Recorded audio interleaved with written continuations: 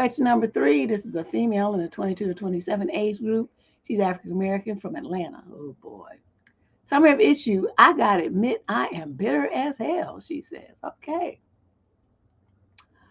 Somebody I follow on social media just posted about how they're dating, quote, the cutest guy in the world, end quote, and how happy they are. I thought, must be nice not to have been screwed over by the universe and had a boyfriend who was an abusive alcoholic like I did. I've never known what it was like to not be in a dysfunctional relationship. I haven't had good experiences with relationships. No way I would ever do another one after what happened between me and my ex. I did absolutely everything to make him happy, and it still wasn't enough. I did everything to make sure his needs were met, and the result was that I ended up tortured and then finally single and alone. Relationships just aren't worth it because nobody's able to give more than they take. At least nobody I've met. That's why I'm done. Okay.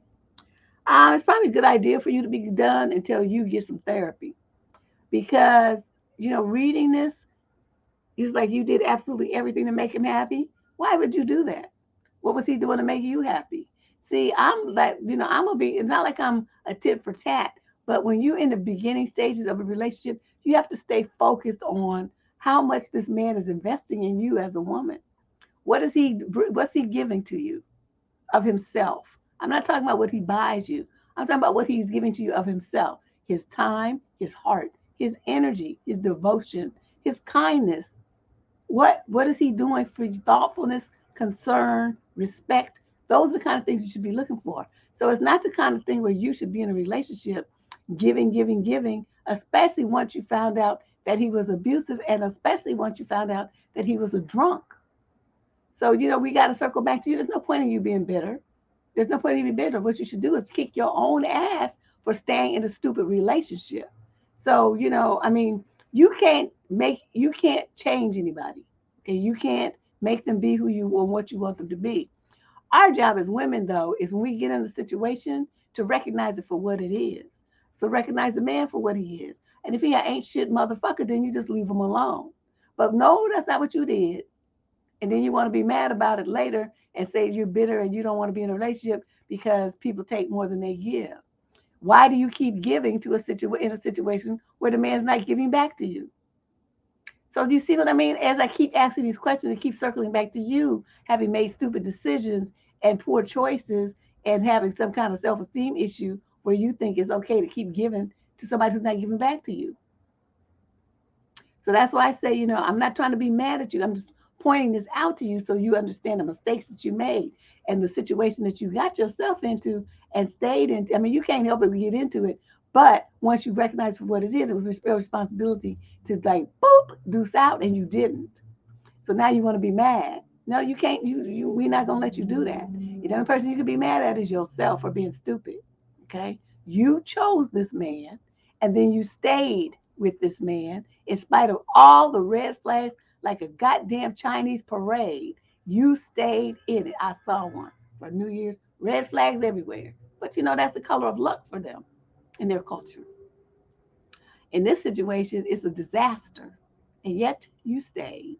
So I'm looking at you, and if you wrote me thinking you're gonna get some pity, it's not gonna happen, chick. You better get your shit together. I wish I would. I told you the other dude he came. He's supposed to bring wine to my dinner that I had cooked and made my famous shrimp and chicken jambalaya for that nigga. And that nigga didn't bring my wine. I politely put all my stuff in my Tupperware and put it right in my refrigerator for my daughter and her friends to eat. And he's sitting his ass on the couch talking about, well, where's the food? I said, oh, I put it up. And he's like, why? I said, because you were supposed to bring the wine and you didn't. And it wasn't that he didn't. It was his, like he laughed about it like it was funny that he thought he got away with something when I opened the door and I was like, well, where's the wine? Oh, I didn't get it. And there's a grocery store right across the street from my house. I'm like, well, I don't feel like going. So he thought that he got away with it. So I feel like, okay, well, you don't feel like bringing the wine, which was your contribution to this meal. I just spent a fortune because shrimp is not cheap. And you gonna think you gonna still eat? I put my shit away, and he was so mad he left, and I'm like, bye bye. I don't know about how savage that was, but see, that's what I'm talking about. If you have good boundaries and you demand that people follow through and people treat you with respect. And if they don't, there are immediate and swift and heavy repercussions for their decisions on how they was going to mistreat and disrespect you. If more women did that, men would understand that they're not going to get away with a trick and they would stop doing that shit. The reason they keep doing it is so many women let them get away with it. Because I could have been nice, like, oh, that's all right. This and that, blah, blah, blah. Yeah, he was smirking like it was funny. Like he was so self assured and just so, positively enthralled with himself and his little game to avoid spending $20 on a bottle of wine when I had spent probably about 50 buying that shrimp and the chicken and the andouille sausage and all the other stuff that goes in that pot of jambalaya. I was like, yeah, you ain't eating here. I don't know where you gonna eat, but it ain't gonna be at my house, motherfucker. No, it's not. But stuff like that, I don't know. I just cannot with these dudes. And this was a long time ago, long time ago, before I was nearly as savage as I am now. But like at this point where I am now, if I opened the door and he didn't have a wine, I would have shut the door in his face. But this was years ago and I was younger.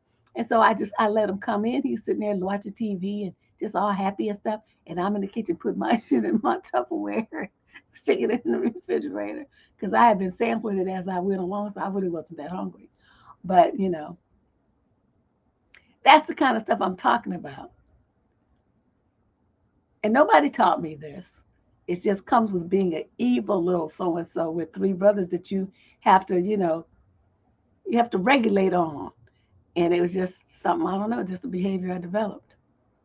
So that's why I spent so much time trying to help you guys get at least a little bit of that in the way that you deal with me. And I'm not going to say you have to be like me, and it probably will be impossible for you to, completely flip to the other side. But if you could at least understand why you need to be that way sometimes, and then make a concerted effort to stand up for yourself and reinforce your boundaries with men when they don't do you right, then I think a lot of you wouldn't be hurt as much as you are, and you wouldn't waste so much time in relationship with men who aren't about nothing. They aren't about you at all. Yeah, that nigga went home mad and hungry, and it was smelling good up in my house. Oh my God. I was like, ooh.